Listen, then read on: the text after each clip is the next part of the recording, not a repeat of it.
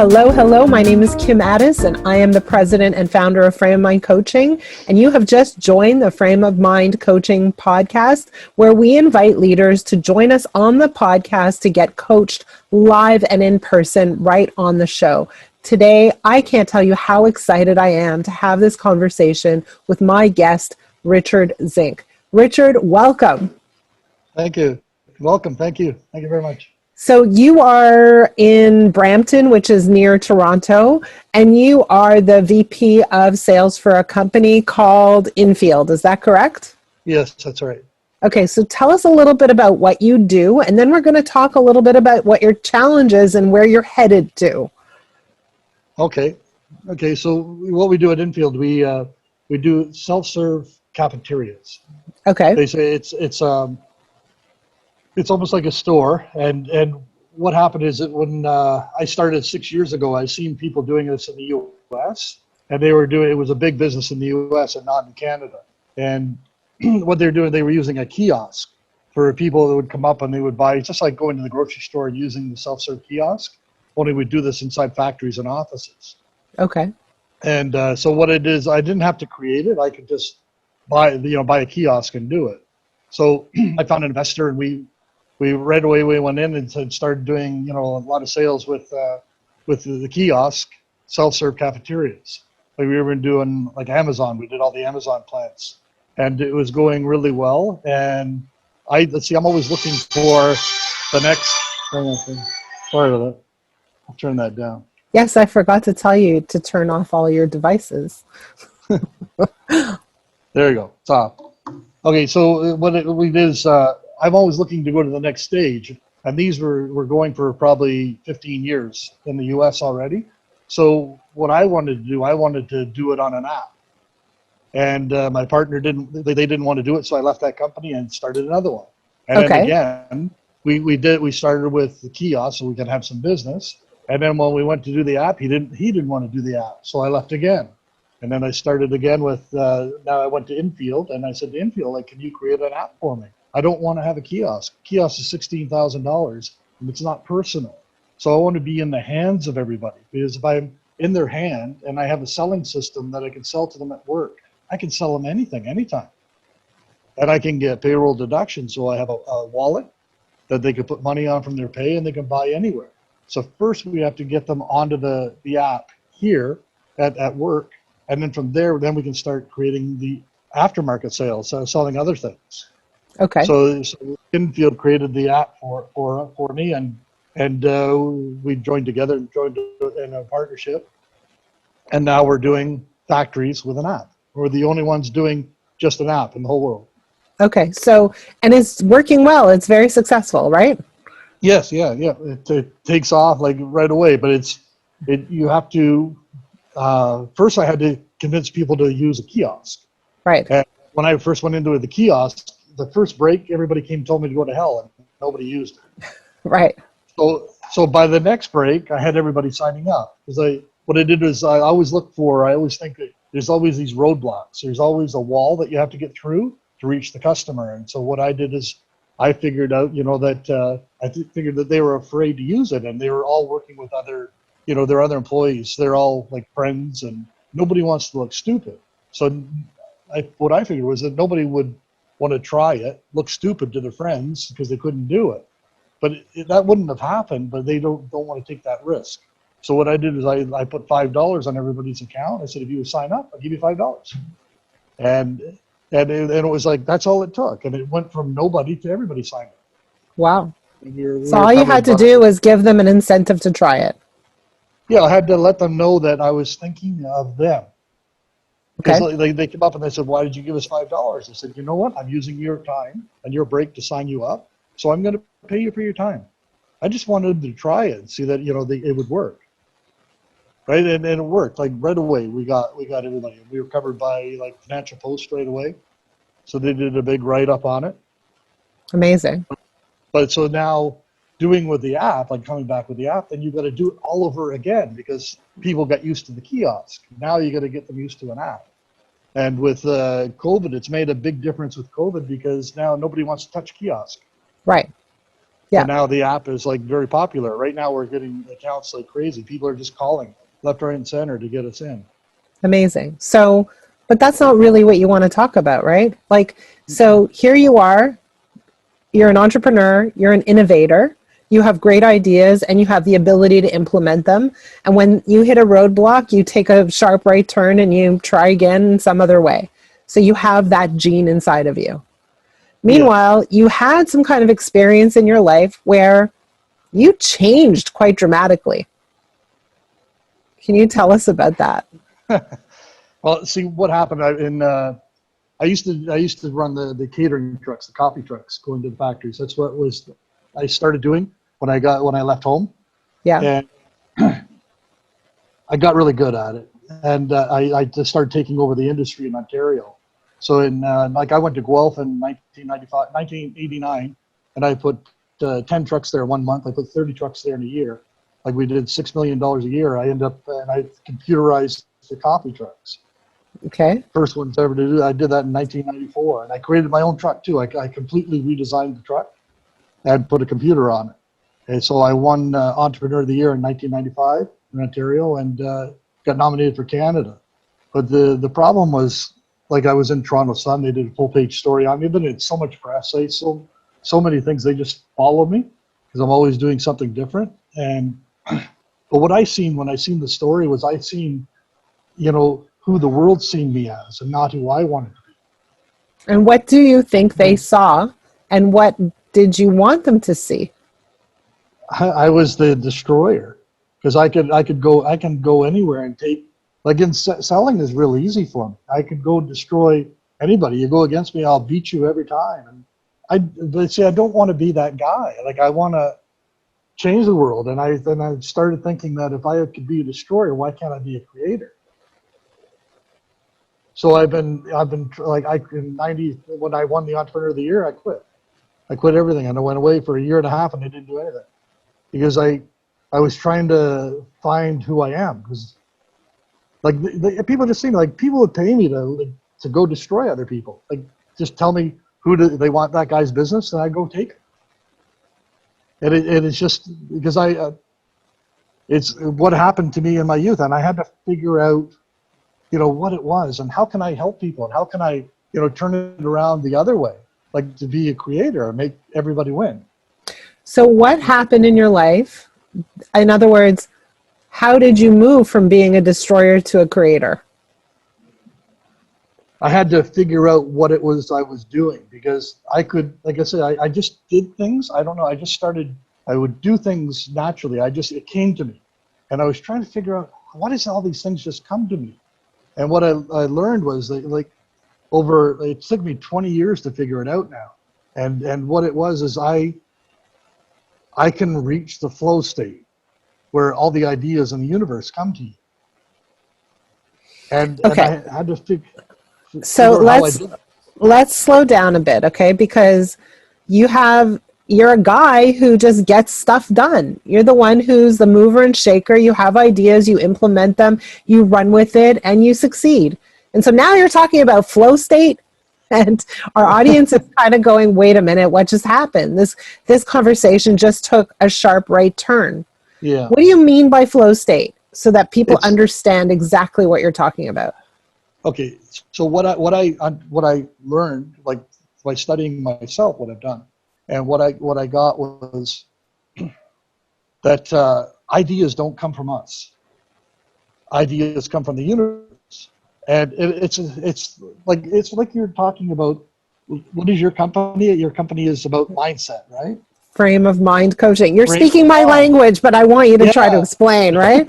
Well, Yeah. it's a frame of mind. It's a frame of mind, and what it is we're all been given a gift, and the universe wants us to win. So the universe gives us all the ideas we need to win with our gift. But we don't use that. We've been taught, so in our society, we've been taught how to be something we're not. Right from birth. We're perfect when we're born. But then our parents teach us how they want us to be. Then the schools teach us how they want us to be. And we're taught how to fit into everything. So by the time we're done school, then we get into a career and we fit in. And we're never happy because we're just always fitting in. We're not being ourselves. and it's like you say, it's just a mindset. And when you understand how it works, and then you can get to the flow state. And Okay. the flow state is just a different frame of mind. Okay. I agree. It, So, it's and so, so what I uh, did is see what I did when I was a child. I was abused at home. I had a real bad time at home by my dad. He was a bad guy. So what I did is when I went to school, I I thought, people hurt you, so I stayed away from people. So what happened when I stayed away from all the other kids in school? I became picked on and bullied. But then I realized that I was bigger than the other kids.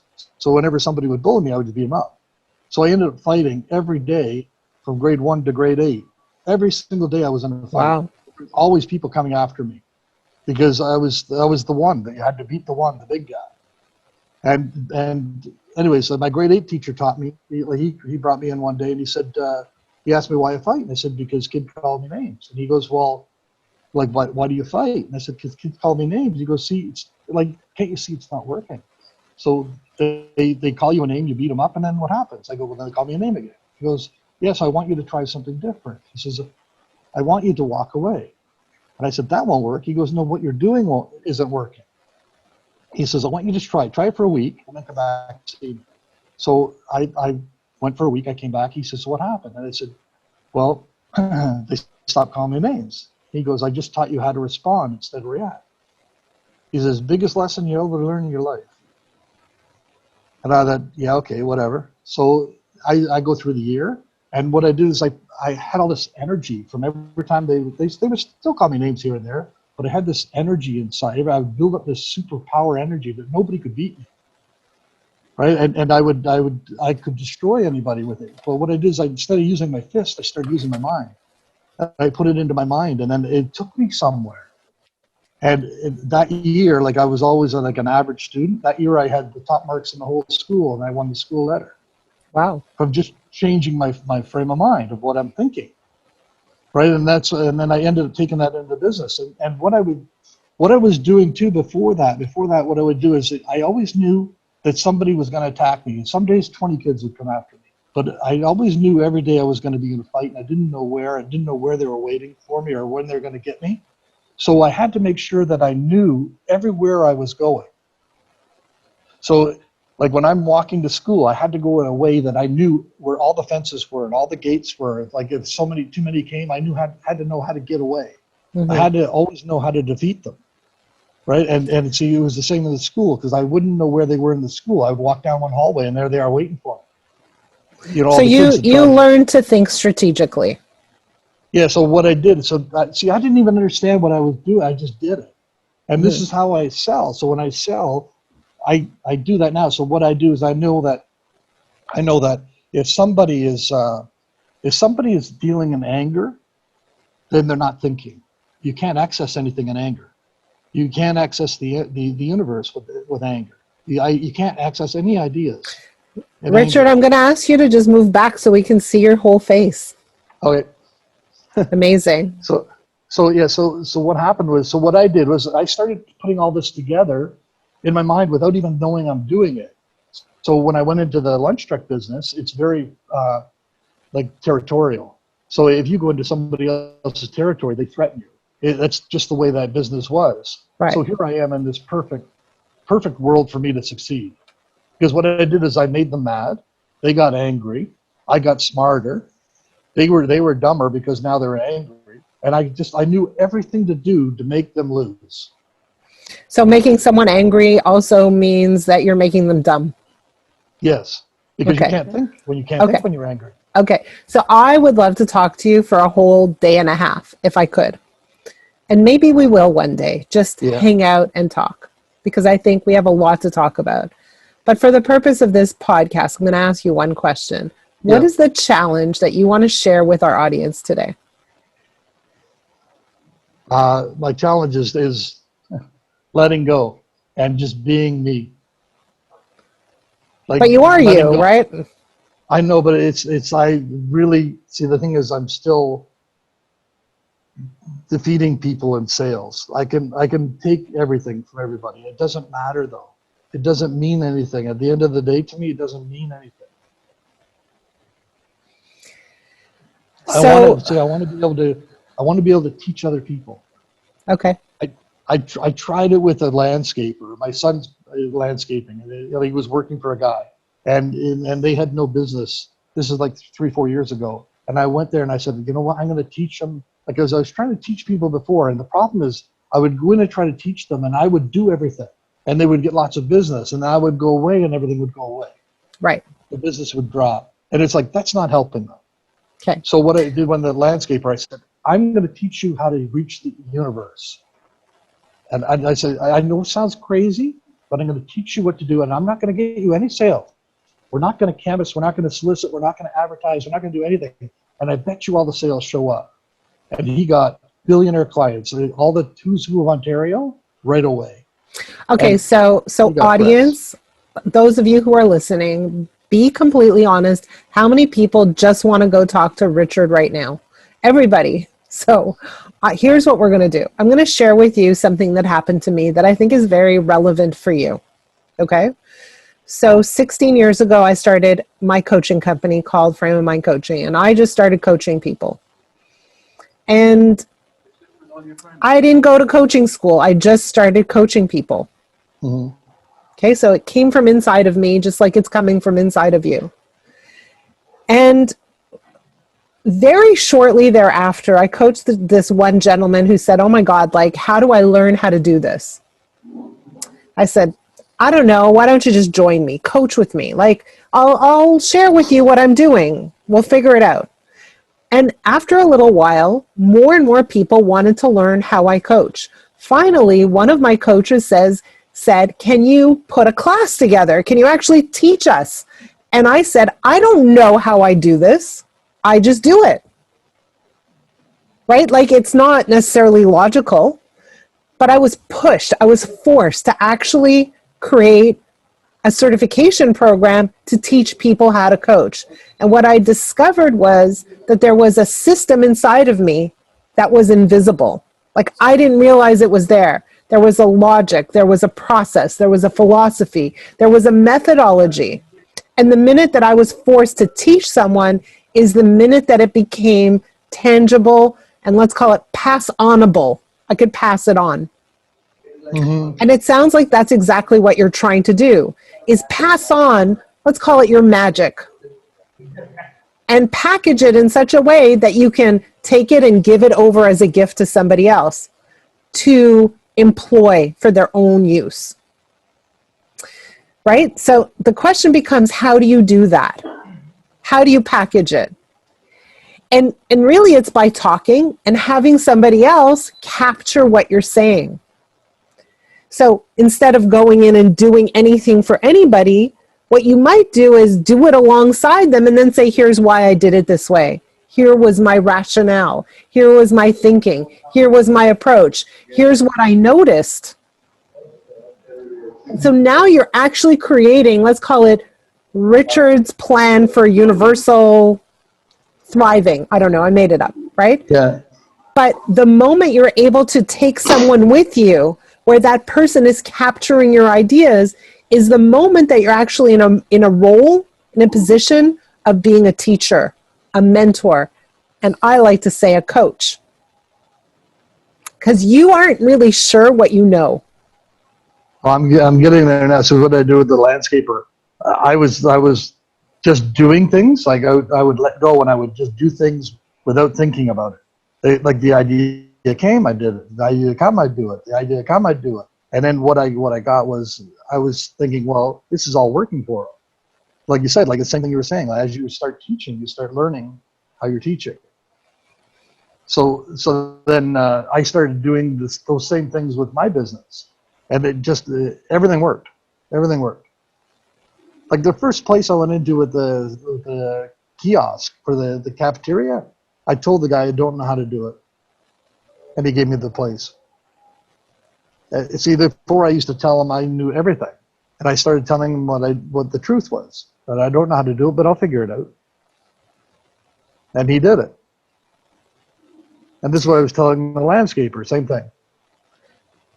So it's very interesting because there are a lot of entrepreneurs who listen to this podcast, and they're in a leadership position where they're out there, they're the maverick, right? In a way, you're a maverick. And they don't know how to pass along their skills, their knowledge, their intuition. They don't know how to do it. And in a way, you're in exactly that same boat. And so the way that we do it is we, kind of have someone riding shotgun with us. But after we do what we do so naturally, we explain what we did, how we did it, why we took this turn, why we said this, why we didn't say that, what we noticed, what we didn't notice. And what we have beside us is someone who's capturing it all, kind of like a scribe who's capturing your knowledge, your intelligence in a way that is repeatable in different circumstances. And that's exactly what you want to be doing. Is you want to be training in a hands-on capacity where somebody else is learning how you think, really, how you operate.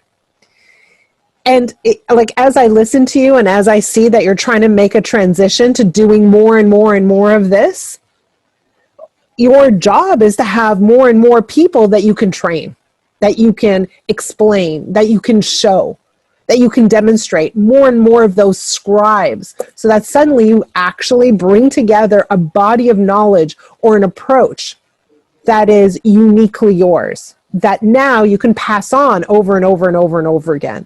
So in my case, I created what's called the frame of mind coaching methodology that I'm able to pass on from person to person to person to person. In fact, at the end of certification, they even get an exam to test whether or not they really got it, right? So there's, right? So for you, that's the course of action. Does that make sense to you? Oh, yeah. Yeah, no, I've that's why I came up with center core focused thinking. That came to me in 1999. I just never did anything with it. And I know the steps now. Like, it took me 20 years, but I figured out the steps. I figured out how everything works, why it works. And that's why I can say, I can show you why it works. It's like when cars were invented, people were thinking, that it was horse and buggy. So if you search the internet and say cars towed by horses, and people would get the car and they would put it to their horse because that's what they knew. That's the way their mind was working. That was it was a fancy carriage. They didn't know that they can just start the car and drive it. It just seemed crazy to them. And that's we have a brain that we don't use properly. And if you learn how to let go of the horse, then everything's available to you. That's what I found out with the landscaper. He got him to do testimonial. He goes, I don't know what happened. It's magic. Right. It just exactly. happened. He's 70 years old. Never had this in his whole life. Yes. We call it frame of mind coaching voodoo. Same idea, right? Yeah. Okay, so here's what I want to do. Your page. That's what. Yes. What I want to do actually with you in particular, Richard, is I want to spend a little more time with you one-on-one off of the podcast so that we can talk about how we can help you harness your skills, your talent, your magic. If that's okay, we'll spend some time together. In the meantime, for those of you who are listening, who have your own magic, think about ways that you can transfer that knowledge to other people so that it becomes a process, a system, something that is teachable over time in a repeatable manner. Richard, thank you so much for being on my podcast. I really appreciate your time. Thank you. I love spending time with you. I love learning about you and your journey. For those of you who are listening, if there is a challenge that you would like to share on the podcast, please reach out to me. My email address is kim@frameofmindcoaching.com. And for those of you who have a challenge that you're not so comfortable sharing on the podcast, please reach out to me anyways. My email address is kim@frameofmindcoaching.com. Richard, thank you so much. Thank you, Kim.